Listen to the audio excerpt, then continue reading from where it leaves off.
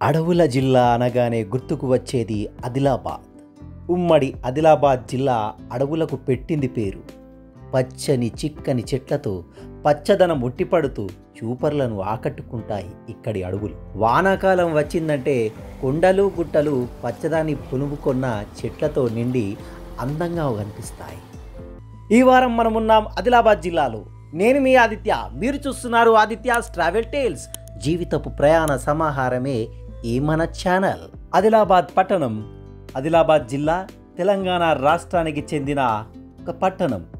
చారిత్రకంగా ఈ పట్టణానికి యదులాబాద్, ఆదిల్ షాబాద్ వంటి పేర్లు ఉండేది. ప్రస్తుతం ఆదిలాబాద్గా జన వ్యవహారంలోనూ అధికారికంగానూ పట్టణం పేరు స్థిరపడింది. తెలుగు, మరాఠీ, ఉర్దూ, గోండి ఆదిలాబాద్ పట్టణ స్థానిక భాషలు. పత్తి సాగుకు ఆదిలాబాద్ ప్రసిద్ధి చెందింది. అందువల్ల ఆదిలాబాద్ను వైట్ గోల్డ్ సిటీ అని కూడా పిలుస్తారు. రాష్ట్ర రాజధాని హైదరాబాదుకు 289 కిలోమీటర్లు, నిజామాబాద్ నుండి 150 కిలోమీటర్లు, నాగపూర్ నుండి 196 కిలోమీటర్ల దూరంలో ఉంది.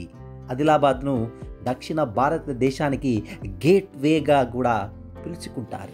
ముందుగా మనం చెప్పుకున్నట్టు ఆదిలాబాద్ జిల్లా అంటేనే అడవుల జిల్లా, అందమైన సొగసైన జిల్లా. ఇక్కడ చారిత్రకంగా అలాగే భౌగోళికంగా కూడా ఎన్నో ప్రత్యేకతలు ఉన్నాయి. అందులో మనం మాట్లాడుకోవాల్సింది ముందుగా కుంటాల జలపాతం గురించి. కుంటాల జలపాతం నేరేడుగొండ గ్రామం నుండి 12 కిలోమీటర్ల దూరంలో, ఆదిలాబాద్ నుండి దాదాపు 44 కిలోమీటర్ల దూరంలో ఉంది. కుంటాల వద్ద కడం నదీ సెలయేళ్ళు 48 మీటర్ల లోతులో ప్రవహించి అరణ్యంలోకి కలుస్తాయి. రాష్ట్రంలోనే ఇది అతి ఎత్తైన జలపాతం. ఈ అద్భుతమైన జలపాతం విస్తృతంగా ప్రవహించేటప్పుడు జలధారలు కన్నుల పండుగగా చేస్తాయి. శీతాకాలంలో ఈ జలపాతాన్ని చూసి ఆనందం పొందడానికి చాలా అనువైన సమయం. దగ్గరి ప్రాంతమైన బోత్ మండలం నుంచి కుంటాల జలపాతం దాదాపు 20 కిలోమీటర్ల దూరంలో ఉంటుంది.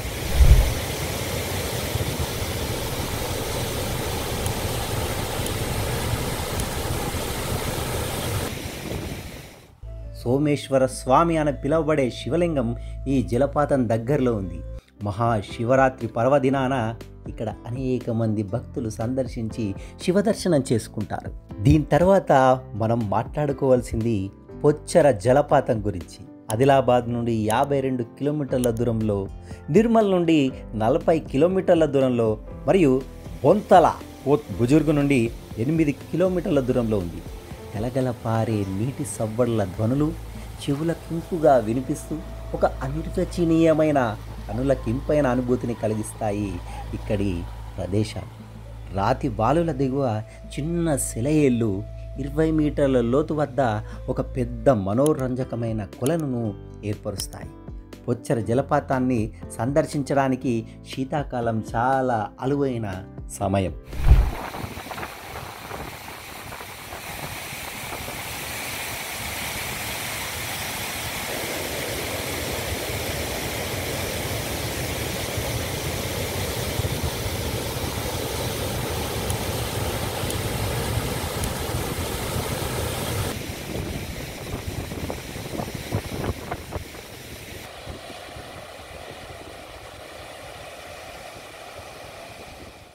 మాది ఆదిలాబాద్ జిల్లా బోతి గ్రామము. ఈ పొచ్చర వాటర్ ఫాలు చాలా బాగుంటుంది. ఇది పర్యాటక కేంద్రంగా కూడా అవుతుంది. ఎక్కడెక్కడి నుంచో ఇక్కడికి జనాలు వస్తూ ఉంటారు. చాలా బాగుంటుంది చూడడానికి. నమస్కారం అండి. బోత్ ప్రాంతంలో ఉన్నటువంటి ఈ పొచ్చర జలపాతం లోపల ఉన్నటువంటి ఈ దేవుళ్లను గుండం రాజులు అంటారు. వీటి పేరు మీద కూడా ఇక్కడ మనుషులకు గుండయ్య, గుండమ్మ అని పేర్లు పెట్టుకుంటారు. వీటి యొక్క ప్రభావం వల్ల సంతానం కలిగినట్లయితే వారికి ఆ పేర్లు పెట్టుకోవడానికి ఆనవాయితీగా ఉంది. వచ్చి పూజలు కూడా చేసుకుంటారు, నైవేద్యాలు సమర్పిస్తుంటారు. కాబట్టి వీటిని రాజులుగా అంటే దేవతలుగా పరిగణన చేస్తారు ఇక్కడ ప్రజలు. చేత వీటికి విశేషత, ప్రాముఖ్యత అనేది ఉంది. కాబట్టి ఇక్కడికి వచ్చేటువంటి వాళ్ళందరూ కూడా ఇక్కడ దర్శనం చేసుకుంటారు. అమ్మవారి వాళ్ళ యొక్క ఆసక్తి తీసుకొని వాళ్ళు వెనిగేసి వెళ్ళిపోతారు.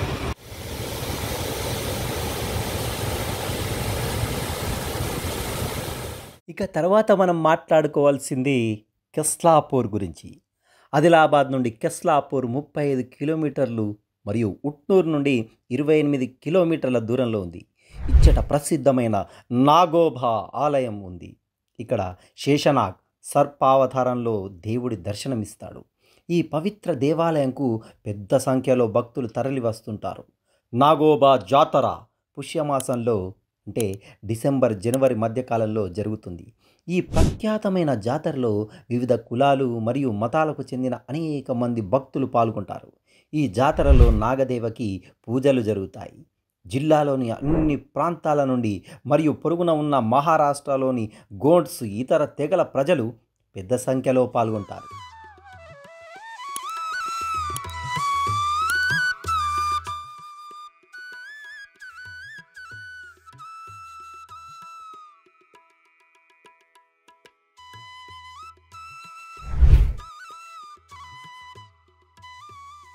ఇలా చెప్పుకుంటూ పోతే ఆదిలాబాదు మొత్తం కూడా చాలా సొగసైన జిల్లాగా మనము చూడముచ్చటగా ఉన్న జిల్లాగా తెలుసుకోవచ్చు.